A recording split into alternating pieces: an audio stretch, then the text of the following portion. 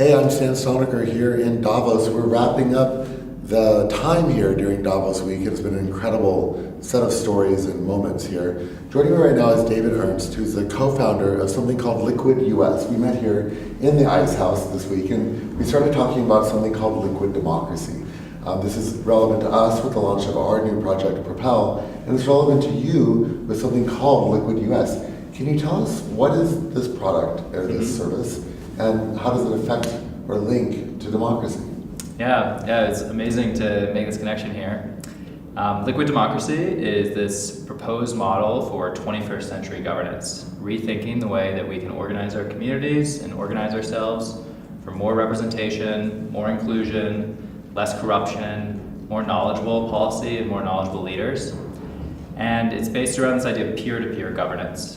And so there are a lot of people that have been captured by this vision and are working to make it a reality. It's really exciting to see Propel and learn about what's launching here.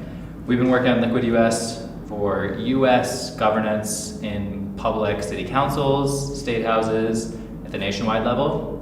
And very simply what we do is we provide a very easy way for citizens to connect with their representatives, to send in messages of support or opposition on any sort of decision that elected leaders are making. And we provide transparency around where the community feels about things, how much representatives are actually listening to their constituents, what are the best arguments for and against different decisions, and really trying to bring this process to be much more accessible and much easier for the modern world. So this sounds like it's US focused, but it sounds a little bit like real-time democracy. So I've seen the platform, and it seems like what's happening there is you have all the, say, elected congressional representatives, for instance, and all the bills or laws that are being proposed coming into essentially a visible database.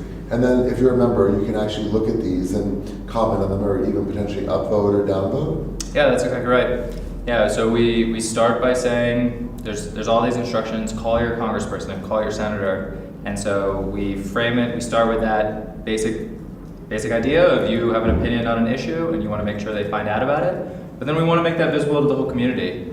So you can always control your own privacy settings, but if you want to be public, you can. If you want to be private, we verify that you're still a member of this community. And other people can come in and say, this is my favorite argument, why this is a good idea or why this is a bad idea, and endorse those positions. So it makes it very easy for elected politicians to be able to say, there's this huge sentiment in my community, why we should be doing that or why this is a bad idea. And we aggregate it all together in a really nice way. So one of the objections to sort of the modernization of voting has been this idea that it's kind of difficult to know who somebody is on the internet.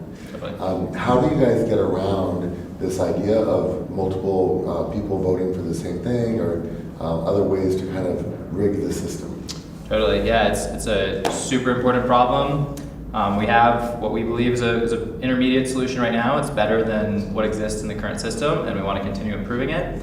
So right now, when you email your representative or call your representative, they don't actually know necessarily that you're in their district. So they say, "Oh, give your address." In theory, you could not be truthful about that. And so we confirm people by their phone numbers, so we can cross-reference the name attached to your cell phone. It's public information, and then we also confirm that these are actual registered voters. And so we send all that information on to the representative so they can make that decision. And we want the entire system to be totally auditable. We want to have trusted verifiers to be able to cross-reference the records and do risk-limiting audits. And we've tried working with the official voting registrars as well. We've talked to a lot of the secretaries of state's offices across a number of states. And they're really interested in supporting this as well, but we need more legislation to make that interoperable. A little bit more coordination. Exactly. So we're hitting a kind of a lull in the election cycle right now in the United States, but of course all eyes are on 2020. So how do you see technologies like this impacting or shaping that election, and what other technologies do you think might be in place by the time we get to that voting period? Yeah. Well, just stepping back even to 2016, the President of the United States, Donald Trump, said that his exact words were, "I would not have been elected if not for Twitter." And for better or worse, that's the reality of the world we need to recognize that we live in today.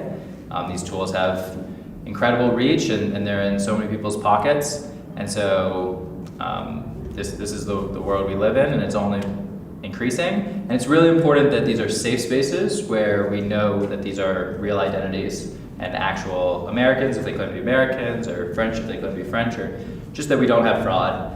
And so we put that front and center in the Liquid US platform, whereas other options like Twitter or Facebook are struggling right now a lot with these questions of fraud that you're asking. Yeah, I mean, it comes down to verifiable identity. Mm-hmm. How do you verify these identities? Yeah, so it's this very simple cross-reference of you state I am XYZ person, I live at this address, and I'm a registered voter. We cross-reference that with the public voter files, and then we also, one of our verification methods right now is that we can send a text message to your cell phone and look that up on the phone record. We're also working on other verification methods as well, like sending a postcard to your physical address that has a unique code on it. That works really great. It's a little bit slower, it's a little bit more costly, but that's another option. Yeah, and then someone just proposed a really great new method that we need to start exploring of using college email addresses. So a lot of people have first name, last name @.edu email addresses. So our philosophy is just, we want to do the work we can to verify and then pass that along to the representatives so they can also say, okay, this is trustworthy or not. And they already have all these issues when they're hearing constituent feedback from citizens. So we're trying to make the process easier. That's great. So real-time feedback on the governance process, real-time feedback on democracy in the US. Thanks so much for joining us here, David, and I hope you have great success as this rolls out across the United States. Thank you. Thanks. It's been great. I'm Stan Stalnaker with Help Culture, wrapping it up here in Davos.